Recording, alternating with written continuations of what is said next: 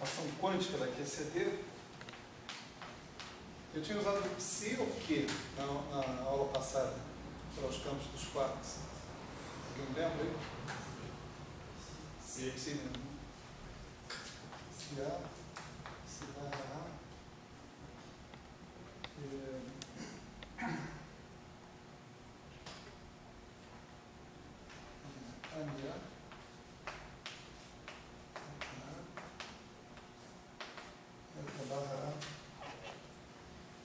Eu vou escrever só genericamente S0 de todo mundo, né? E aí fica subentendido que é a parte quadrática da ação, né? Incluindo apenas os caras que vão contribuir para os propagadores, inclusive o termo de fixação de calibre, essas coisas todas, né? E, além disso, a gente tem os termos de interação, né?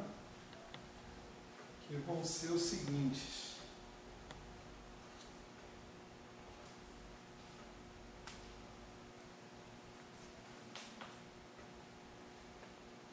Vou chamar de SI. É a mesma coisa, onde o SI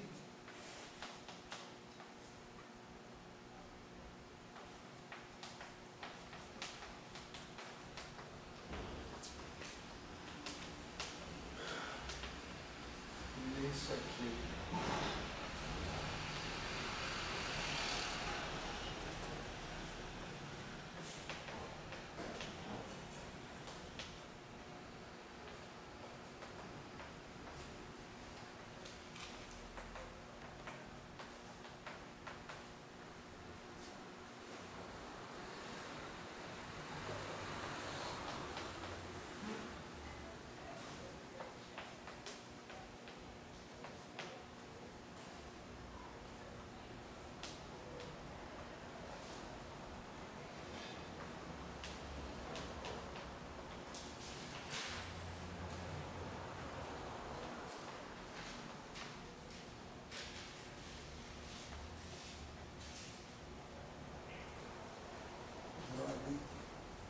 Deixa eu escrever esse cara aqui embaixo.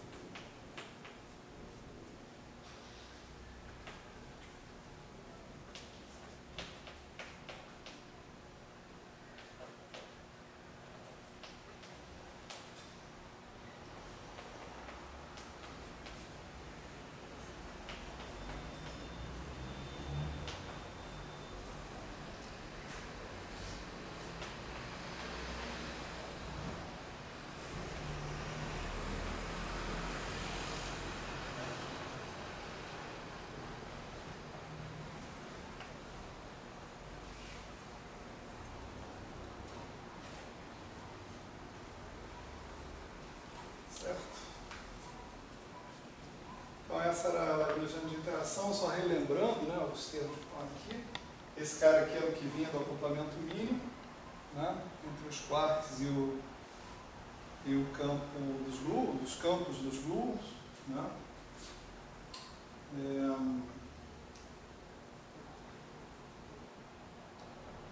Aqui tem índices matriciais que eu estou omitindo, né? Por exemplo, lambda sobre 2 é uma das matrizes de Gell-Mann, né? Simboliza as matrizes de Gell-Mann.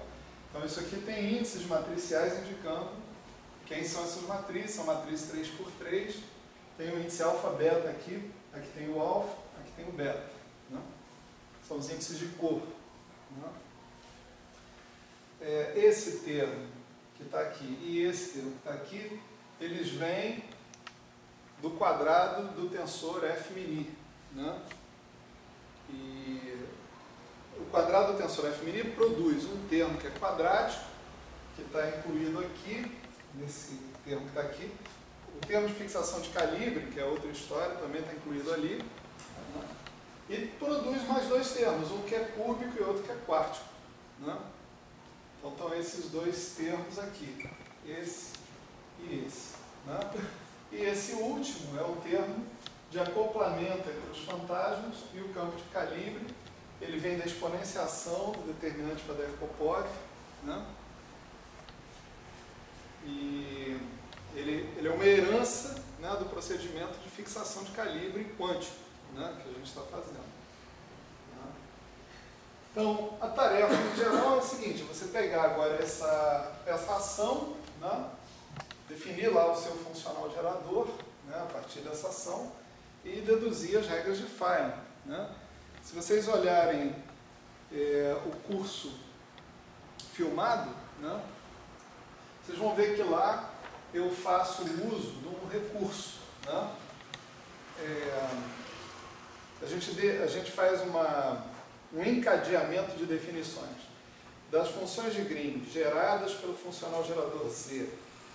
Nós definimos as funções de Green conexas, tá certo? Que são geradas por logaritmo desse Z, essencialmente. Né?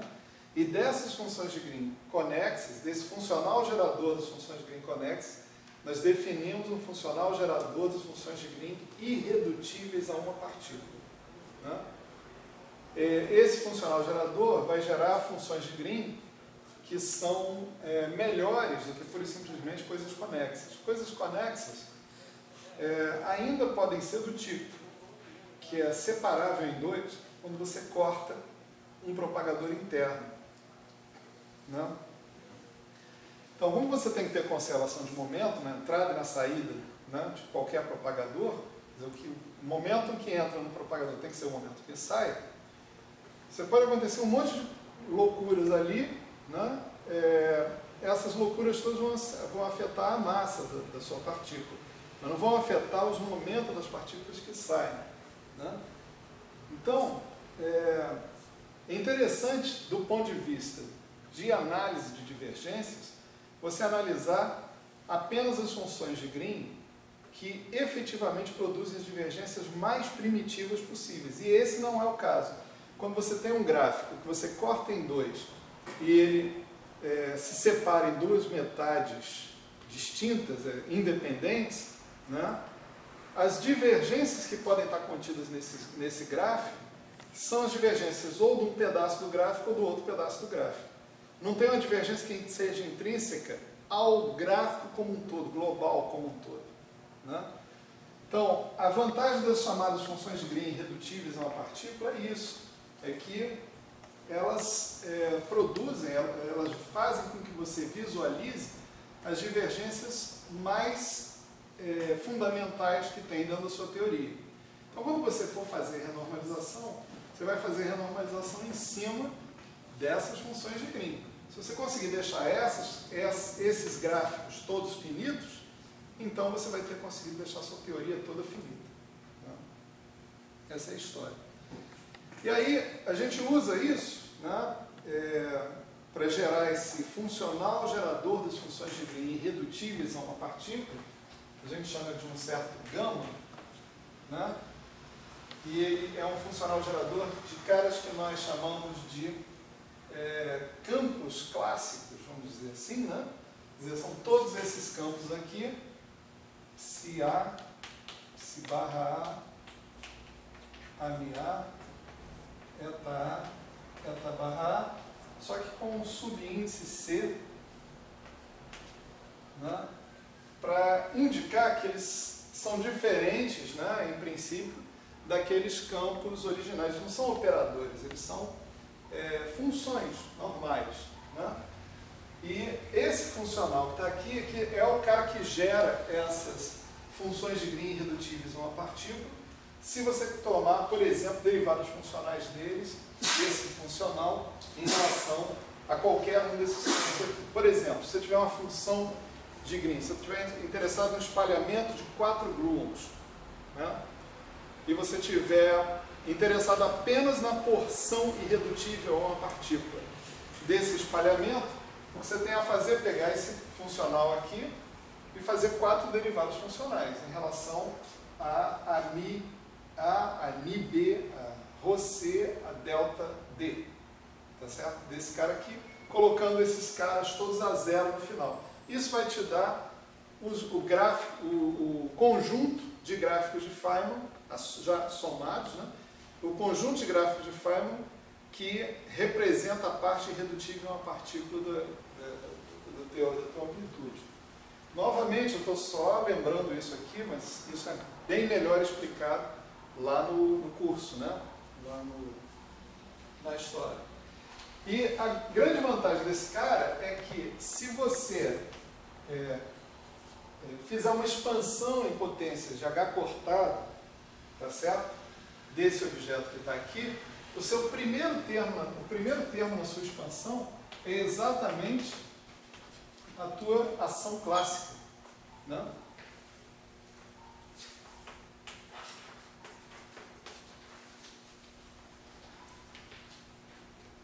Tá certo?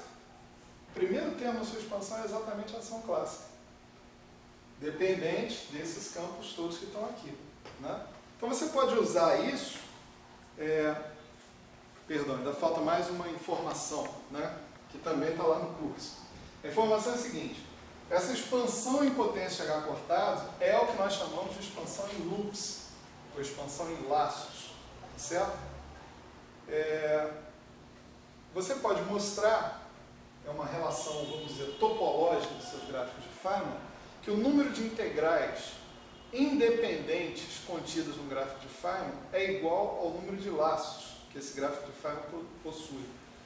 Então, se você tem um gráfico que tem um laço, você vai ter, no final, uma integral independente. A gente vai fazer um exemplo aqui para ilustrar isso, tá certo? Você vai ter uma integral independente. Se eu tiver dois laços, eu vou ter duas integrais independentes. E assim por diante. É também uma característica que a gente vê o seguinte, que o número de laços, além de dar o número de integrais de momento independentes, também me dá a potência de H cortado que eu posso esperar nessa expansão aqui. Então, essa expansão que está aqui é, ao mesmo tempo, uma expansão em potência de H cortado e uma expansão em laços, tá certo? Ou em loops, tá certo? Aliás, a mesma coisa. Esse primeiro termo, então, que é um termo, vamos dizer, independente de H cortado, né? Ele é um termo associado a zero laços. Nenhum loop, nenhum laço. Tá certo? O primeiro termo vai ser já de ordem H cortada, vai ser associado a um laço, ou um loop. E assim por diante. Gráficos, então, que você vai obter desse termo que está aqui, tá certo? São gráficos que não possuem laços. Como é que é um gráfico que não possui laços? Se você pegar, por exemplo, lá a teoria Φ4, isso aqui é um gráfico que possui um laço. Tá certo? Esse aqui, não. Esse aqui é um gráfico que não possui um laço. Tá certo? Quer dizer, se você pegar as expressões matemáticas associadas com esses dois gráficos, num caso vai ter uma integral sobre os momentos que circulam ali dentro daquele laço, e no outro caso não tem integral nenhuma. Então, um gráfico como esse é o que você chama de gráfico de nível de árvore. Tá certo? Esse. Porque é como se fosse um monte de ramos, né? Tá certo? Não tem nada fechando esses ramos, fechando esses laços. Q4 só tem isso aí de árvore. Só tem de árvore é. Q4 é só isso. Esse aqui não, esse aqui está em outra ordem de H cortado e ele é considerado um gráfico de um laço, né? Tá certo? Então, quem vai gerar todos os gráficos da ordem de um laço vai ser dentro da expansão da ordem de um laço, não, da ordem de árvore, né?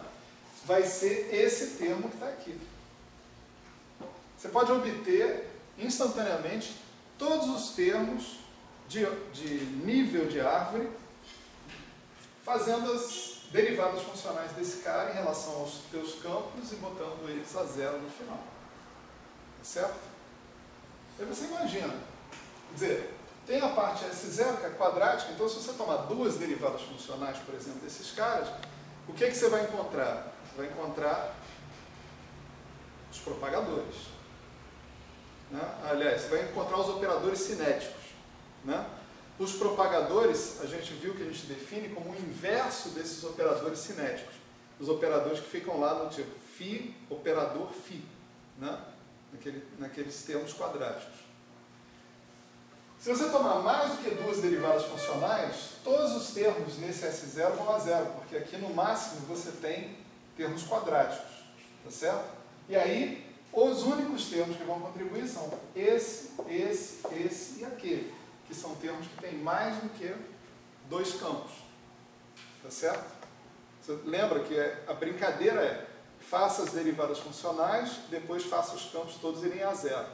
Essa é a regra para partir desse funcional gerador e obter os gráficos 1PI. Tá certo? Então, você pode deduzir as regras de Feynman da sua teoria, ou seja, os fatores que vêm junto com os termos de vértice no espaço de momento, né? Que o espaço de momento é o mais conveniente para você definir matriz S, essas coisas todas, simplesmente tomando derivadas funcionais desses caras e depois fazendo a transformada de Fourier do resultado que você obteve.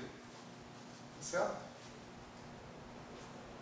Esse simplesmente é sacanagem, né? Quer dizer, é um saco, né? No caso de uma teoria de calibre não abeliano.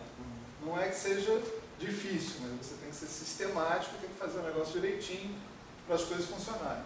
Mas está feito lá nas notas de aula, tá certo? Lá nas notas de aula não, lá no vídeo, né?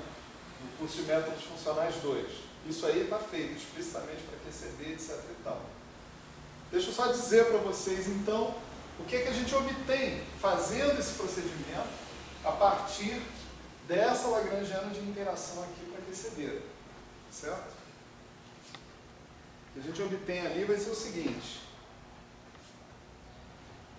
A gente obtém o que a gente chama do vértice de três glúons.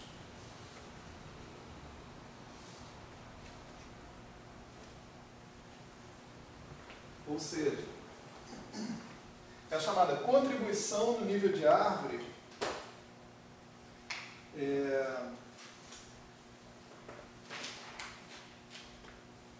para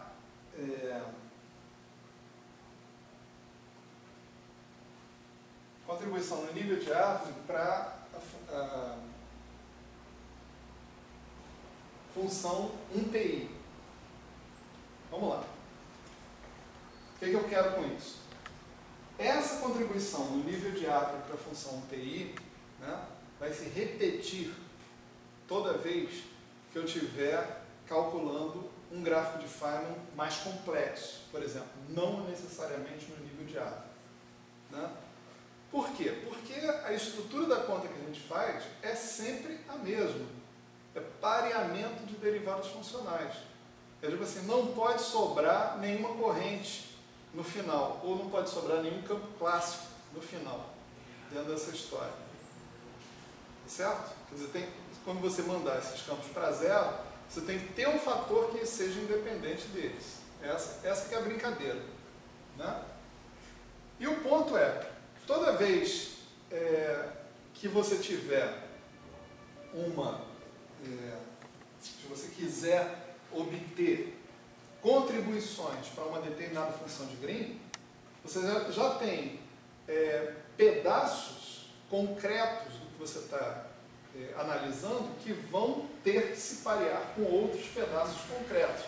Eu exemplifiquei um pouco isso na aula passada. Deixa eu só fazer isso com a teoria Φ4, que eu acho que talvez seja mais simples de ver, né? Vamos supor que você tem aqui uma função de 4 pontos que você esteja interessado em calcular. A função de 4 pontos tipicamente vai ser associada com um espalhamento de duas partículas em outras duas partículas. Né? Se você fala de um cálculo em primeira ordem na sua teoria Φ4, né? A sua ideia é a seguinte: você tem 4 derivadas funcionais que vêm de dentro do vértice. E você tem 4 derivadas funcionais que vêm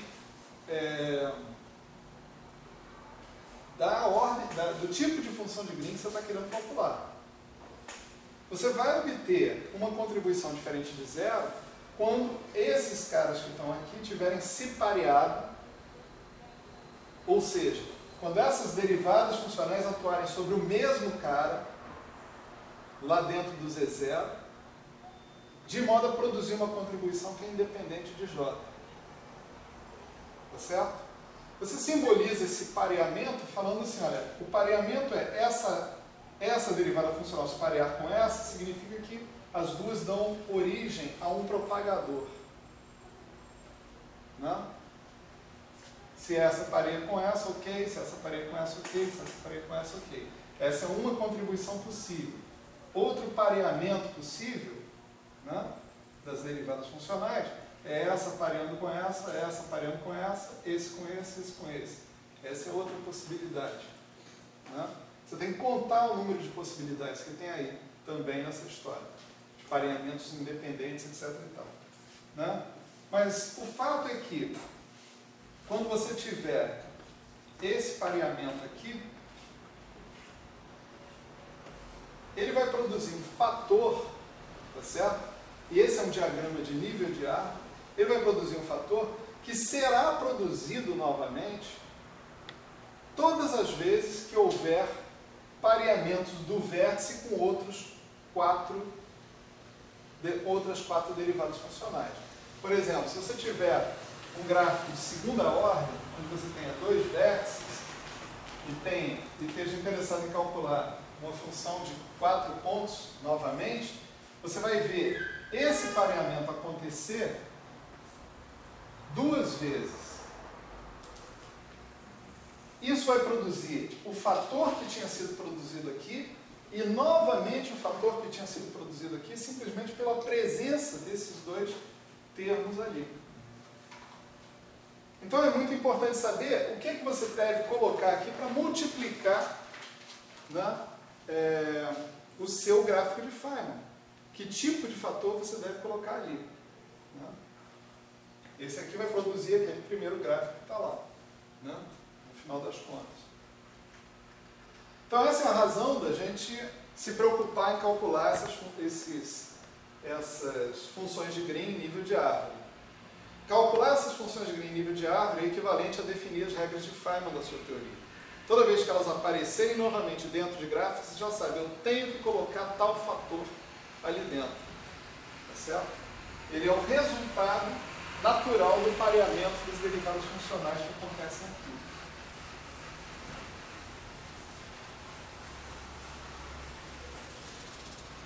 Então, para a gente encontrar esses fatores, o que a gente precisa fazer, essencialmente, é fazer essa conta da contribuição em nível de árvore disso. Ela não parece uma conta tão difícil assim de ser feita, né? Mas ela é, se você já levar em consideração que você vai ter que terminar com o resultado totalmente simetrizado, né? Já coloca alguns senões, né? Vamos dizer assim, na história. E depois fazer a transformada em Fourier do cara também tem que fazer com cuidado. Fazendo isso com cuidado, isso está feito lá no outro curso, né? A gente encontra esse resultado aqui. Né? Um resultado, vamos colocar primeiro para esse vértice que está aqui, que é o chamado vértice de 3 gluons. Né?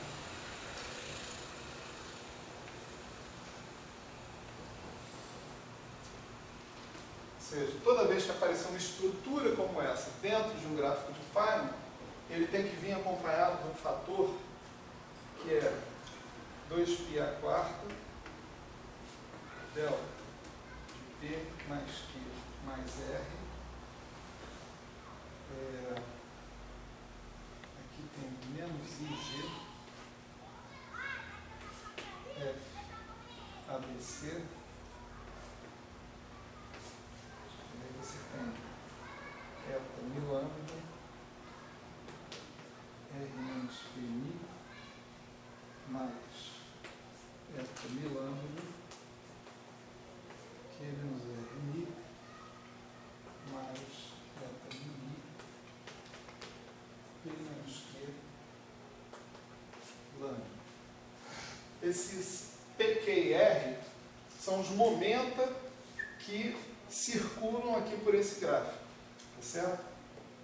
Você pode colocar aqui, P, Q e R. Em gráficos bosônicos, em geral, você não tem necessidade de dizer em que sentido esses momentos estão indo, porque o gráfico tem propriedades de simetria, né? Partículas bosônicas têm propriedades de simetria que permitem você relacionar os caras.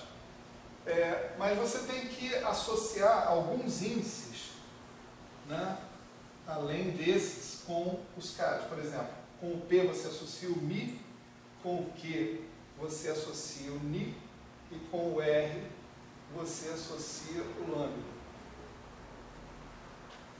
Tá certo? Isso quer dizer o quê? Quer dizer que esse cara que está aí, ele vai ser atuado, tá certo? Por outra derivada funcional. As duas derivadas funcionais vão produzir para você um propagador gluônico. Lembra que o propagador gluônico tem dois índices de Lorentz, né? É um D mini, tá certo? Uma das derivadas funcionais te produz, por exemplo, esse Mi. Outra das derivadas funcionais vai te produzir um milinha aqui. Então você vai ter um propagador que é um D mi milinha no meio da história. Mesma coisa aqui, mesma coisa aqui. Certo?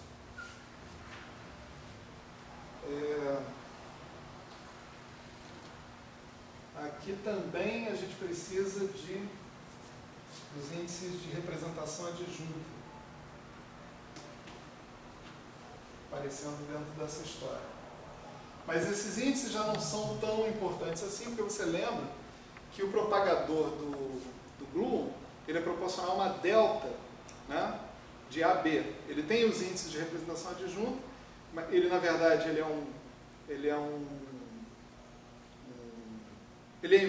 o propagador é exatamente o mesmo propagador que você tem para o fóton, né? Mais essa delta AB, vamos dizer assim, a estrutura AB dos índices de representação adjunta dele é delta, é simples, né? Não tem muito problema não. Então esse é o vértice de 3 gluons, né? Só para repetir aqui, né, exaustivamente, da onde ele vem, que conta você faz para você chegar nessa regra, vamos dizer assim. Você pega esse objeto que está aqui, a ação, escrita em termos das variáveis, agora que são chamados campos clássicos, são variáveis auxiliares, tá certo? Você deriva funcionalmente esse cara 3 vezes em relação a Mi, a Ni e a R. A R não, a lambda, né? A Mi, a Ni e a lambda. Desculpe, a Mi A, a Ni B e a lambda C. Você deriva funcionalmente esse objeto, essa ação clássica que você sabe quem é isso mais isso, né? 3 vezes em relação a esses caras. Então, o teu primeiro termo S0 já não vai dar contribuição nenhuma, certo? Você está com 3 derivadas de um funcional que depende quadraticamente do campo, então já era, né? Esse termo aqui não dá contribuição nenhuma, porque ele só depende de uma vez do AMI. Esse termo não dá contribuição nenhuma, porque também depende só uma vez do AMI. Esse termo não dá contribuição nenhuma, porque depende 4 vezes do AMI, mas quando você derivar 3 vezes, ele fica dependendo uma vez do AMI. Quando você mandar o A para 0, esse cara não vai colaborar, né? Então, o único termo que colabora é esse cara que está aqui. Tá certo? Então, você tem que fazer 3 derivadas funcionais em relação a esses 3 caras, a Mi A, a Ni B, a lambda C, e pegar o resultado que você obter e fazer a transformada de Fourier dele. Tá certo? Aí você vai obter caras no espaço de momento. Tá certo? No espaço de configuração, suas derivadas funcionais são em relação a Ni A de x, a Ni B de y, a lambda C de z, por exemplo. Você vai fazer a transformada de Fourier em relação a essas três variáveis, então você vai introduzir três variáveis de momento, P, Q e R. Você observa que as três variáveis de momento não são independentes. Você tem uma delta no final, certo? Dando conta desse cara.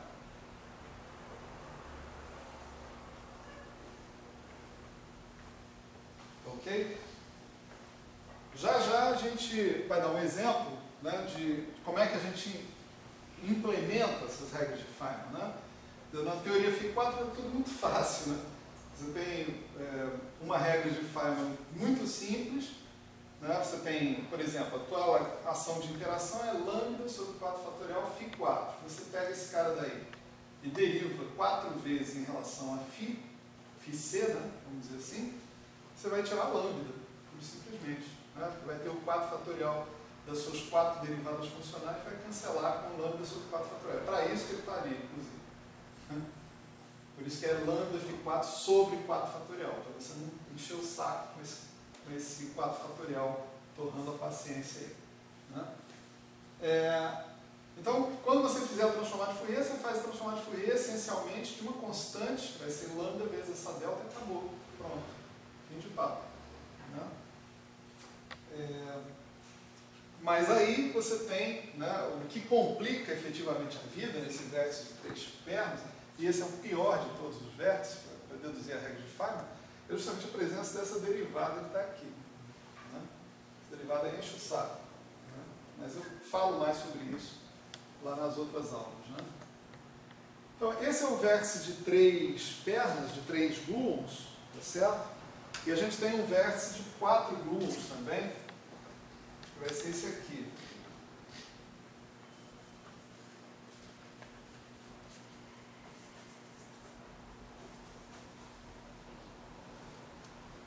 Esse aqui, entre Mi, A, Mi, B, lambda C, sigma D, e os momenta associados. Esse aqui é P, esse aqui é Q,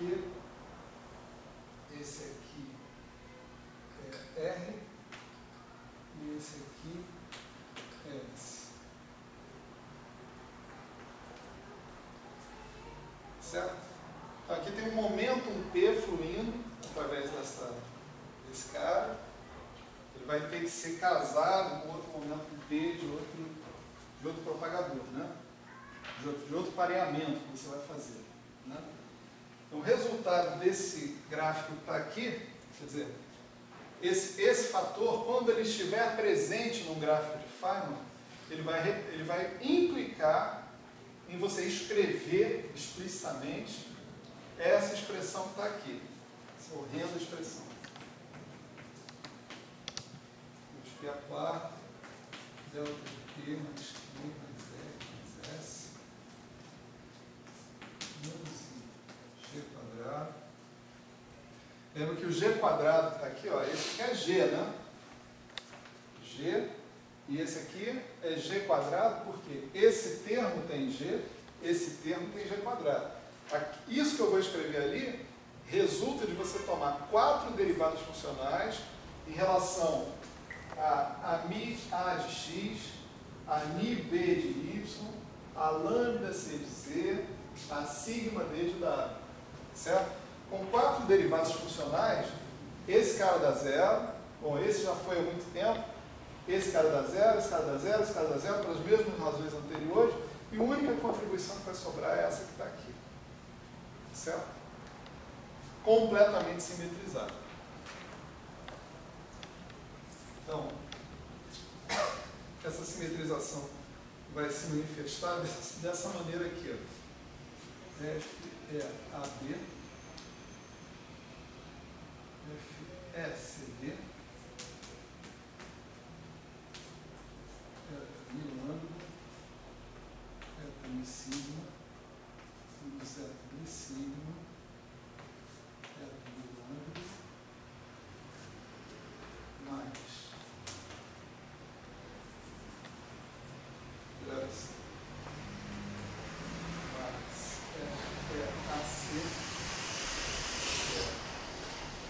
DB, lambda, lambda acima, em cima, lambda, mais FAB, FABC, FMI, lambda sigma, menos F lambda, FMC. Certo? Um verdadeiro pesadelo, não sei se vocês concordam comigo. Né? Você ser obrigado a escrever um treco desse imenso, né? Toda vez que aparecer um vértice de 4 grumos, como aquele. E esses vértices podem aparecer por aí, né? Nos gráficos que você estiver desenhando.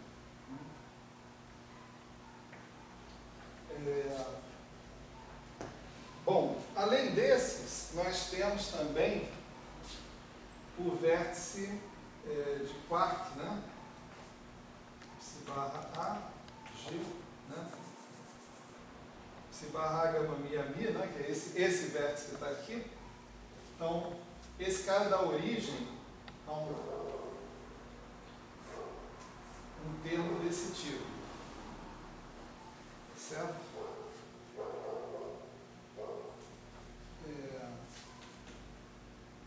Menos I, G, gama, mi, lambda sobre 2. Veja que é um vértice matricial. Eu vou escrever aqui os índices de cor explicitamente, só para poder colocar esses índices de cor aqui no nosso gráfico, né? P, A, alfa, e aqui a gente tem Q,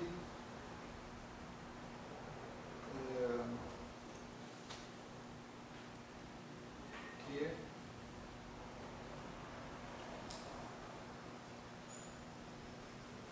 B, beta, e aqui alfa, beta, tá certo? Então aqui a gente tem isso, e aqui tem a nossa função delta, delta de R mais Q menos P. Deixa eu ver como é que está o negócio aqui, peraí, acho que eu troquei. P alfa é aqui, Q, B, beta é aqui. E aqui o cara que está sobrando é R.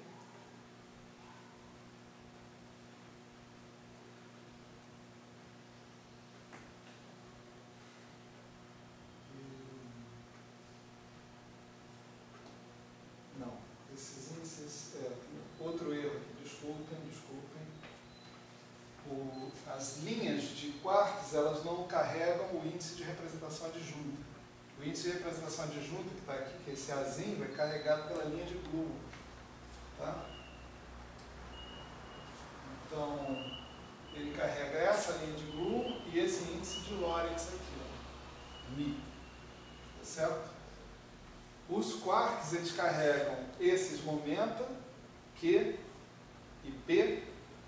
A nossa convenção aqui, que momenta que estão entrando no vértice, a gente coloca aqui um sinal positivo, momenta que estão saindo do vértice, a gente coloca aqui um sinal negativo. Tá certo? O que mais que eu tenho que falar aqui? E está aí.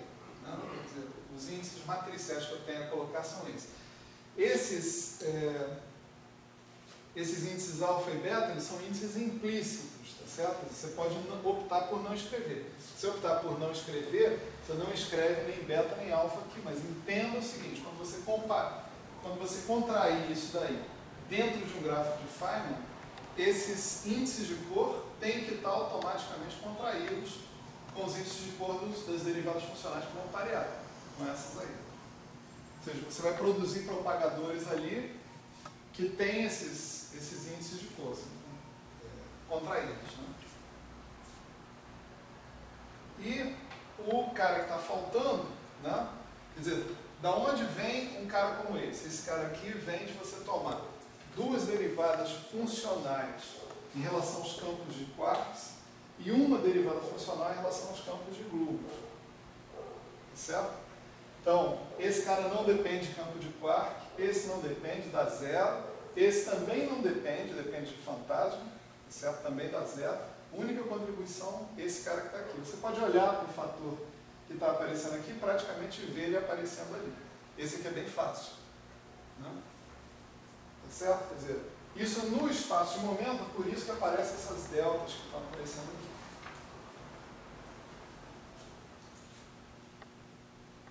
E o último cara, né, é o cara associado com esse termo aqui. Aqui você vai tomar duas derivadas funcionais, uma em relação a eta barra, outra em relação a eta, né, para os fantasmas, e uma em relação ao ami. Então você vai produzir um vértice desse tipo,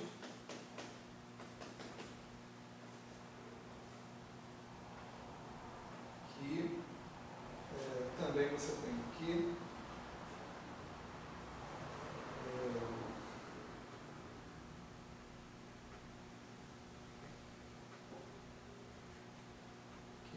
tá?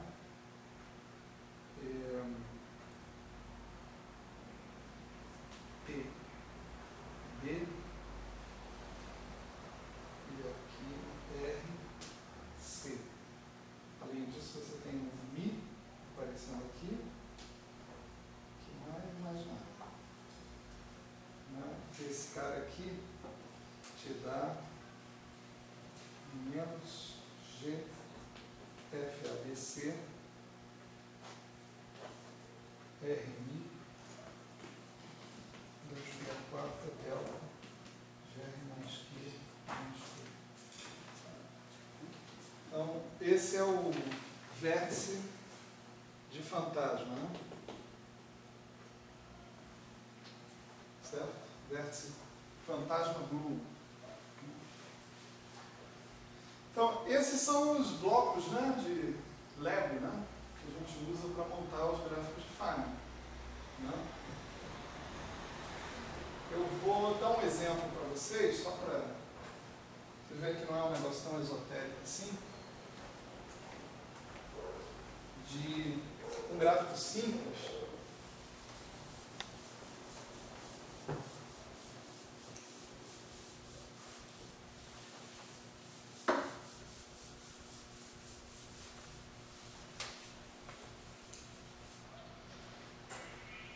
Que é o que a gente conhece como contribuição a um loop, né, da alta energia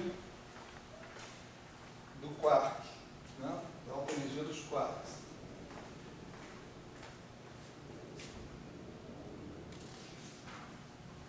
Esse cara aqui, tipicamente.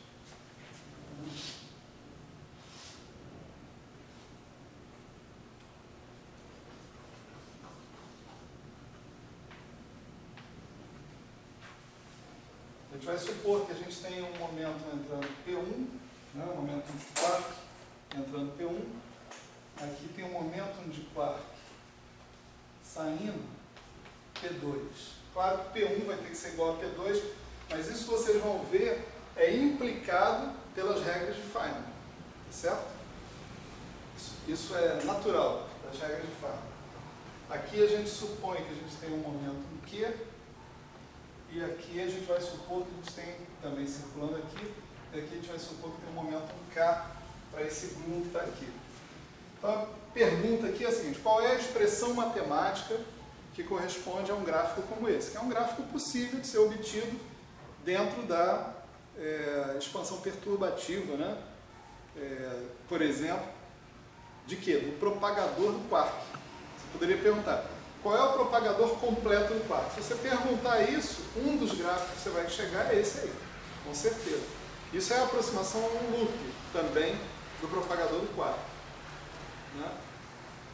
E aí a gente checa também aquela história que eu falei para vocês, de que o número de laços, o número de loops, corresponde ao número de integrais independentes que vai sobrar no final da sua conta. Né? Então, olha só. Como é que você escreve isso aqui? Bom, a primeira regra de Feynman diz o seguinte: cada vértice que estiver presente Quantos vértices eu tenho presentes aqui? Tenho dois, esse e esse. Dá para ver isso? Né? Isso aqui é um vértice quark-gluon, esse aqui é outro vértice quark-gluon.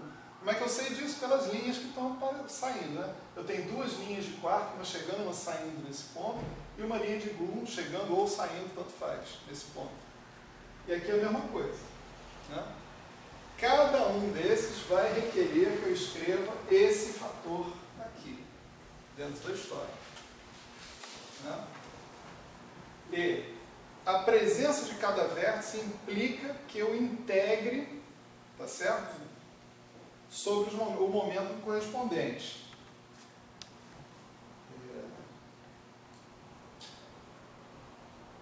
Perdão, a presença de cada propagador vai pedir que eu integre sobre o momento correspondente. Aí.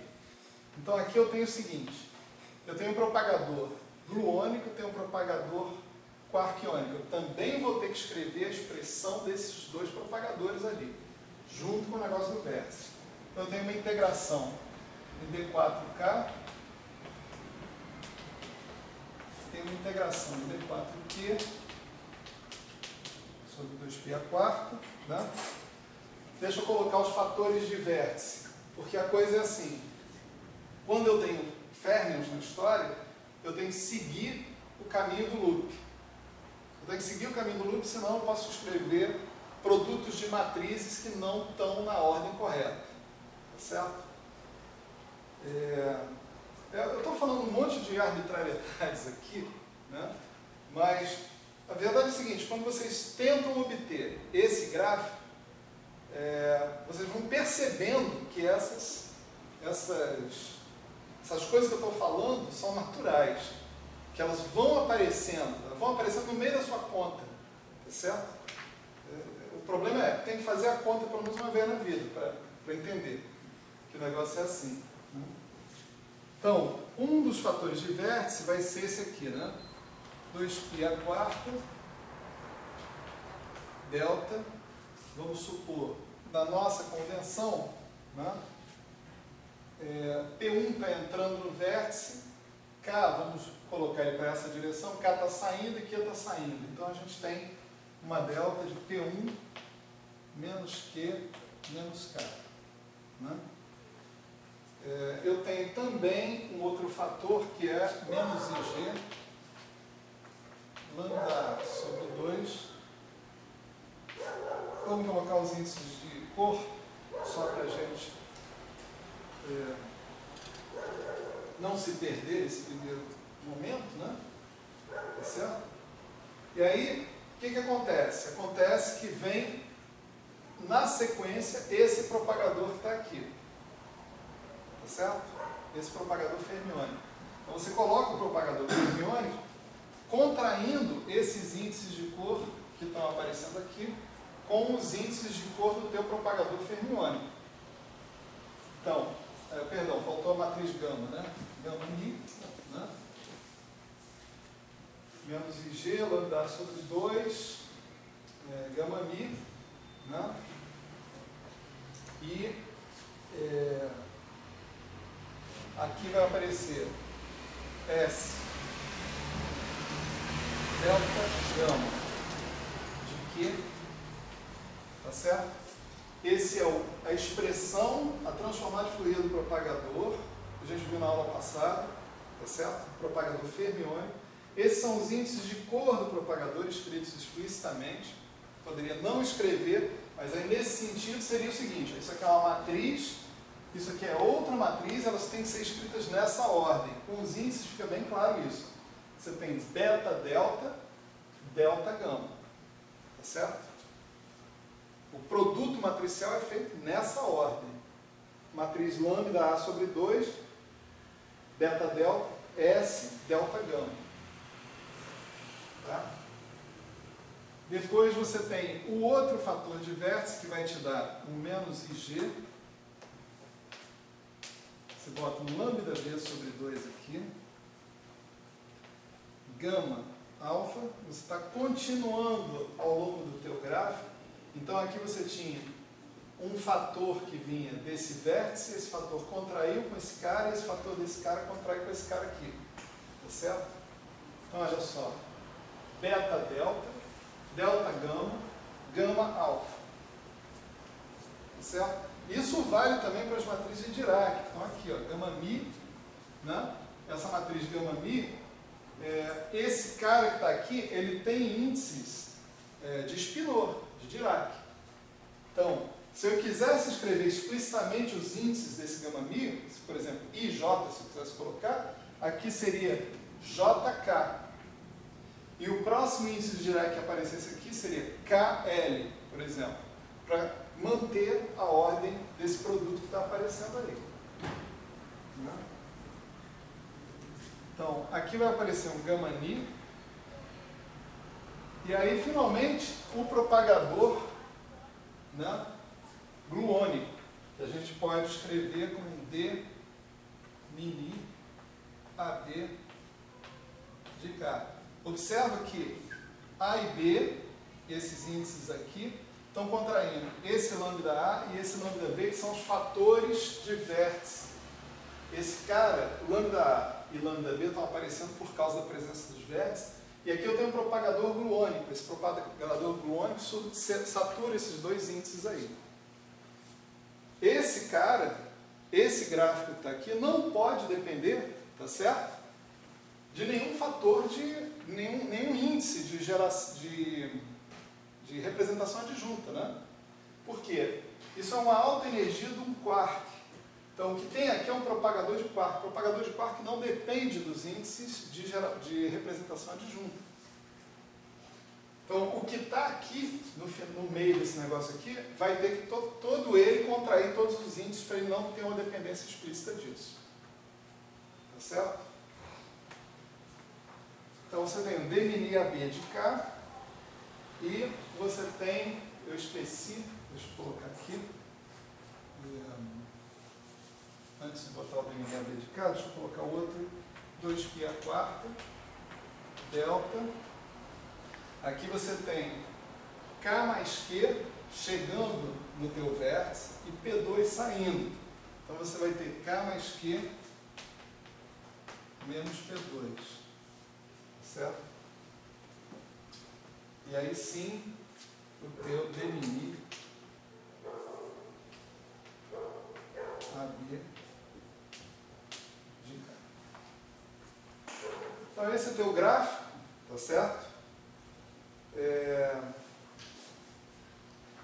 Vamos agora dar uma simplificada nele, né?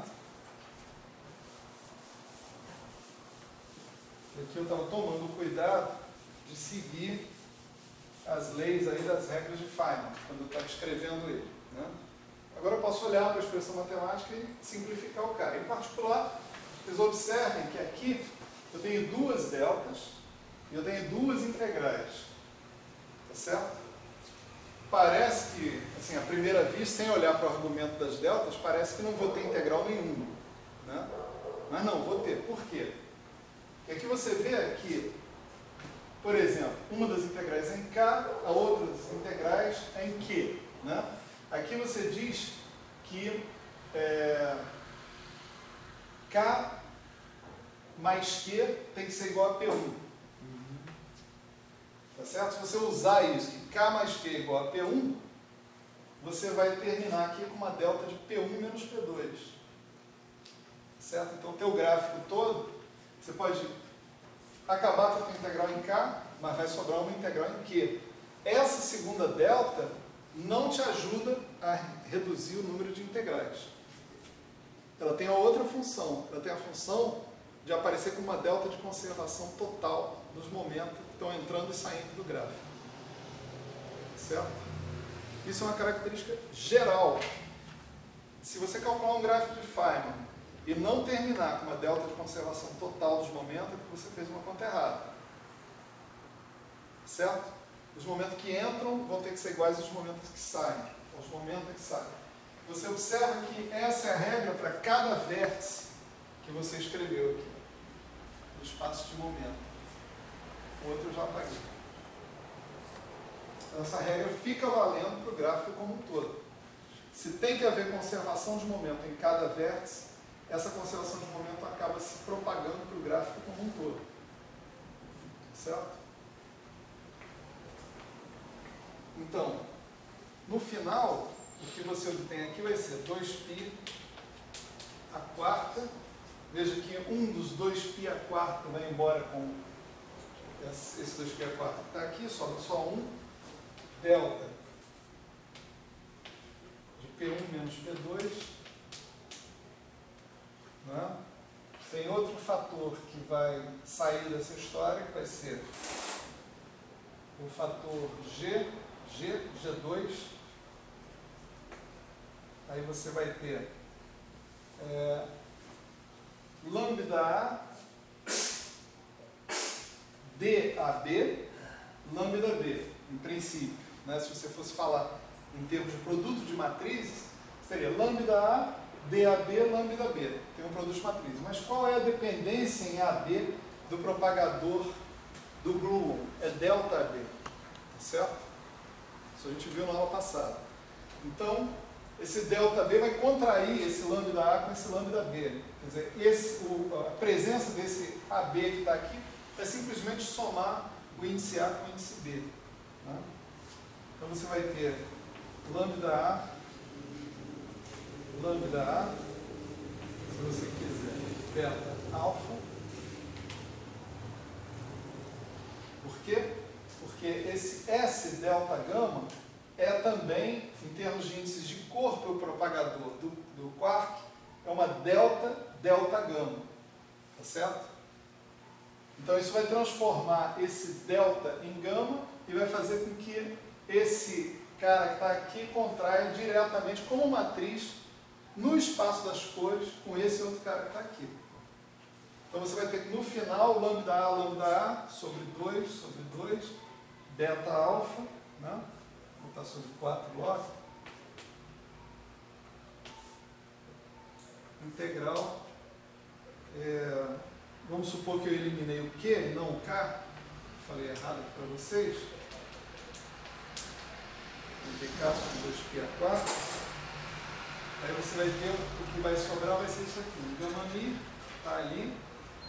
As deltas já levei em consideração. Esse fator aqui não tem nada a ver com essas matrizes, são outros índices, então por isso que eu estou tirando da integral também. Agora eu tenho que colocar o meu propagador do quark dentro da história, que vai ser gama mi 1 sobre. Onde eu tenho Q, né, eu vou colocar P1 menos K, K menos P1. Né?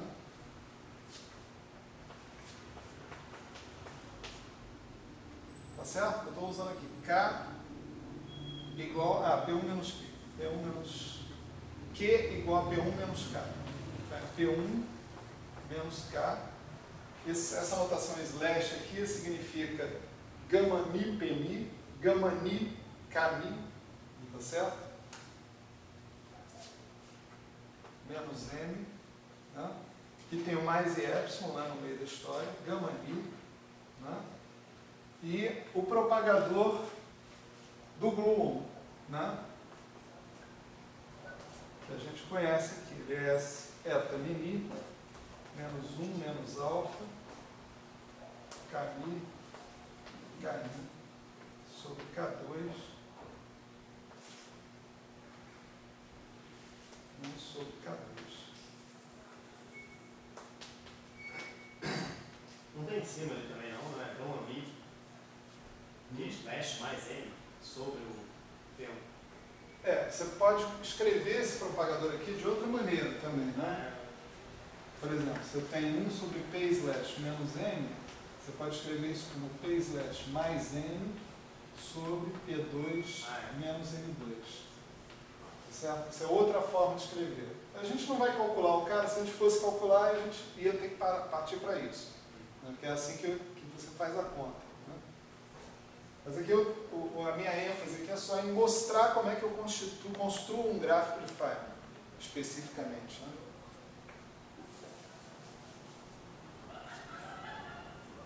Tá certo? Então eu tenho aqui o que sobrou para mim, agora confirmando para vocês. Né? Você vê, o gráfico, topologicamente, possui um laço, né? Possui um circuito que está lá. Esse circuito, com corresponde, na expressão final do gráfico, a uma integral sobre uma das variáveis independentes. Por exemplo, aqui eu usei uma das deltas, essa primeira aqui, para escrever Q igual a P1 menos K. Né? Tá certo? Então, eu poderia ter substituído esse propagador que está aqui, esse momento desse propagador, por P1 menos K diretamente. Tá certo? Aí eu já teria implicitamente utilizado a delta, né, dentro da história. O negócio é, escreva todas as deltas, todos os vértices, integre sobre todos os momentos internos, tá certo? Aqui eu tenho Q, aqui eu tenho K, tá certo? E o que você vai ter no final vai ser a delta de conservação dos momentos que estão entrando e saindo do gráfico. É essa delta que está aqui. Né? Esse fator que está aqui é um fator bem conhecido, é um fator de teoria de grupos. Né? Você consegue calcular.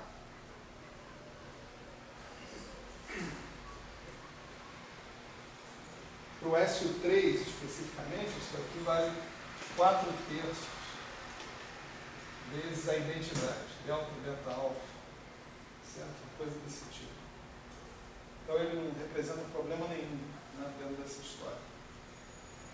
E o que você tem a fazer é uma integral, né, quer dizer, o que resta fazer aqui, nesse caso, desse gráfico, é uma integral muito parecida com várias coisas que você, por exemplo, você já viu na eletrodinâmica quântica. É a mesma integral que você obtém para a alta energia de um elétron, por exemplo.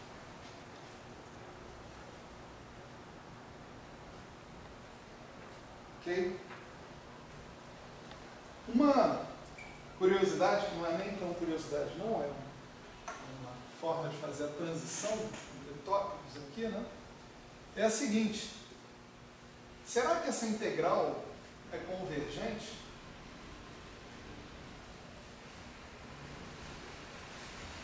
Né? A gente fez o quê? A gente seguiu o manual, né? Pegou lá o que o Feynman mandou fazer e fez, né? O Feynman mandou, olha, onde tiver um vértice, escreve o fator do vértice. Onde tiver uma linha, escreve o propagador. Né? Fecha os índices uns com os outros, todos direitinho, né? Segue o contorno do gráfico. Tem mais uma regra aí, se você tiver um loop fermiônico, bota um sinal de menos na frente, coisas assim. Né? Aí tá, fiz tudo isso com um bom rapaz, etc e tal, e cheguei nessa integral. Agora é só calcular a integral. Será que calcular essa integral vai me dar uma contribuição finita? Né? Uma técnica para a gente avaliar se uma integral vai dar uma contribuição finita ou não é o que nós chamamos de contagem de potências. Né? A contagem de potências envolve o seguinte, né? Por exemplo, se você tiver uma integral, por exemplo, em dk, né? Você poderia usar coordenadas polares, por exemplo, tá certo? Para escrever isso aqui como integral de k, módulo de k elevado a d menos 1, dk d ômega, onde d ômega é o ângulo sólido em d dimensões, né? Coisa desse tipo. Em 4 dimensões, né, você poderia pensar nisso aqui, K3 dk d ômega. Eu estou falando disso para que a gente tenha uma ideia de como avaliar o impacto dessa integral no regime de altos valores para essas variáveis de integração. Certo? Que é lá onde a gente vai obter problemas, em geral. Né? Essa integral, ela, por exemplo, ela é feita de menos infinito a infinito, né? Ou se você tiver no dk, de 0 até infinito, né? No módulo de k. Né? Você praticamente não tem problema nenhum esse aqui precisa de um MA, né? Aqui está faltando dizer que o sabor de quark que eu estou considerando. Né?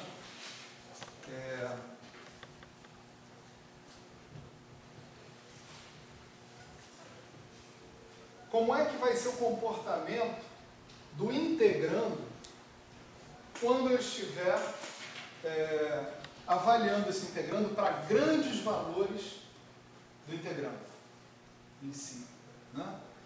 Então, você pode imaginar o seguinte, por exemplo, aqui no denominador, se os valores do K crescem, né, muito em breve eles suplantam tanto a contribuição desse termo quanto a contribuição desse termo, P1 ou N.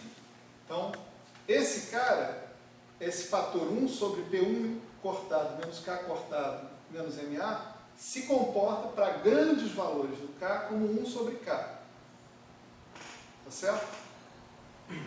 K cortado, né? 1 sobre K cortado é igual a K2 aqui e K slash, K gama mi caminho, né? Gama mi. Então você vê, isso aqui vai com K e esse aqui vai com K2. Então o comportamento desse cara como um todo é 1 sobre K. Tá certo? Quer dizer, para a gente deixar isso mais claro, né, a gente poderia escrever isso aqui como módulo de K vezes um certo K chapéu, por exemplo. Tá certo? E esse aqui é a mesma coisa. Se você fizer isso, isso aqui vai como 1 sobre módulo de K. Sendo que o K chapéu só indica uma direção, então não tem problema. Né? Então, em termos de K, esse termo contribui com 1 sobre K. Tá certo? Esse termo que está aqui, ele contribui com 1 sobre K2. Porque esse cara que está aqui é Kmi sobre K2, contribui com K elevado a zero. Tá certo? Então, o nosso integrando,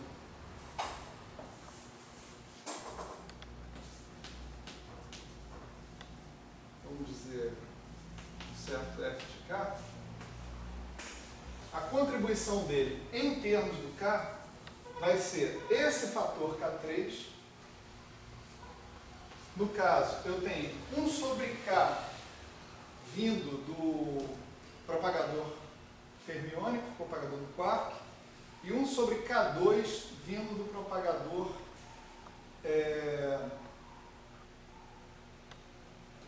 do gluon. Né? Então, 1 sobre K, 1 sobre K2, 1 sobre K3. Tá certo? dk. Portanto, esse cara aqui, ele diverge, né, como módulo de K. O integrando se comporta como, no infinito, como módulo de K. Se você integrar dx, por exemplo, né, isso daqui é x nos limites de integração. Tá certo? Então, esse dk, d de módulo de K, ele tem que ser levado em consideração na hora de você avaliar o resultado final que você vai obter no infinito na sua integral. Ele contribui com uma potência a mais de K. Se você tiver integral de x dx, né, isso vai como x2. Né? x2 dx vai como x3, assim por diante. Então, o que você tiver aqui em cima, dentro desse numerador, tá certo? Se você tiver um ddk, esse cara, para eu entender como é o comportamento do integrando em K tendendo ao infinito, eu tenho que contar o elemento de integração como K elevado a D. Ou K elevado a 4, se D for igual a 4. Tá certo? Então, pensando que esse cara contribui com K elevado a 4, né, e o integrando contribui com 1 sobre K e 1 sobre K2, K elevado a 1 sobre K elevado a 3, então esse cara aqui é uma integral linearmente divergente. Ou seja, não tem esperança de fazer essa conta e encontrar um resultado finito. Isso aí dá infinito. Se eu insistir em fazer a conta, né, colocando alguma coisa para controlar esse infinito, né? Por exemplo, ao invés de eu integrar de 0 a infinito aqui, eu integro de 0 até um certo lambda, um cutoff aqui. Né? O que eu vou encontrar? Esse cara aqui é proporcional a lambda. Quando o meu cutoff for para infinito, o meu integral vai para infinito. Tá certo? Então, nesse exemplo, que vamos dizer assim, um dos primeiros exemplos que a gente pode pensar quando a gente vai calcular gráficos de Feynman, etc. e tal, né? Um exemplo bem simples do ponto de vista da QCD. Imagina se eu botasse um vértice de 4 gluons ali, ia ter um monte de termos ali para encher a paciência, né? Então aqui não tem nada disso, tem o vértice mais simples mesmo, que é o vértice de quark gluon, né? Que é totalmente análogo ao vértice lá do eletromagnetismo, lá da QED, né? Mas, assim como lá na QED, esse gráfico que está aqui me produz um resultado infinito, divergente, né? E o que a gente tem que fazer é ver se a gente consegue dar conta disso. Ver se consegue dar conta disso como, né? Bom, primeira providência é enxergar qual é o tamanho do problema. Enxergar qual é o tamanho do problema significa avaliar não só esse gráfico, como todos os outros gráficos que sejam potencialmente divergentes. Tá certo? Avaliar esses gráficos e ver de que maneira, o que eu posso esperar da minha teoria.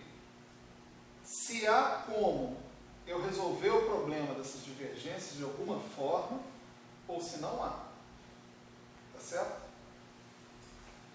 Isso a gente faz através desse item que está aparecendo aqui, ó, contagem de potências. Tá certo? Para a gente ver isso aí, né, isso também é discutido lá nas aulas.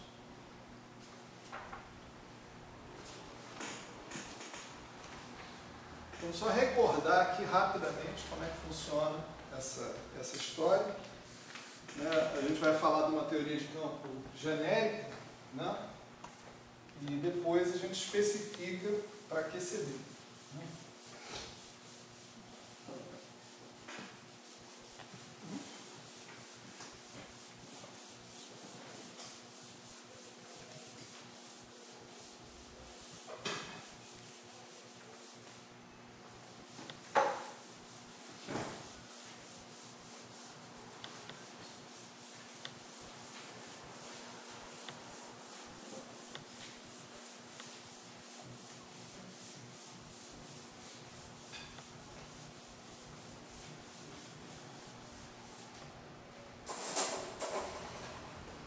Então, nós vamos supor o seguinte, vamos supor que a gente está... veja, eu não vou deduzir, né, a fórmula geral de contagem de potência. Isso aí eu vou remeter vocês lá para o curso de Métodos Funcionais 2, onde a gente faz isso. Né? Eu só vou dar alguns elementos para permitir que a gente entenda o conteúdo dessa fórmula aqui, né, nesse momento. É o que eu estou fazendo também com as outras coisas, com as regras de Feynman, etc. e tal, né? Então, vamos supor que a gente parta aqui de uma lagrangiana, né, que seja uma parte livre mais uma parte de interação. Tá certo? Cada pedaço dessa lagrangiana de interação é caracterizado por uma certa constante GI. Tá certo? Uma constante de acoplamento específico. De modo que essa lagrangiana de interação é a função apenas dos campos, tá certo? Ela não contém mais nenhum parâmetro. Cada LI desses contém campos apenas, não contém parâmetro nenhum. Os parâmetros estão todos colocados aqui na frente, são os GIs. Tá? E, além do mais, a gente está se restringindo a uma situação em que essas lagrangianas são polinomiais, tá certo? Então, o que eu tenho são coisas como o que eu tive ali na QCD, são caras que são cúbicos no campo AMI, quárticos no campo AMI, né? Tríplices, né? No campo psi, psi-barra e AMI, e assim por diante, nos fantasmas, etc. E tal. Eu não tenho nada do tipo logaritmo de psi, entende? Dentro da minha... Não estou considerando esse tipo de coisa, né? Isso me leva a um outro tipo de teoria de campo, que é chamada de teoria de campo não locais, etc. e tal. Pouquíssima gente sabe alguma coisa sobre elas. E eu não sou uma dessas pessoas. Então, se a gente tem um negócio desse, e aí o que a gente vai supor aqui é o seguinte, é que esse LI, né, cada LI desses, né, ele tem um número FI, tá, de campos fermiônicos,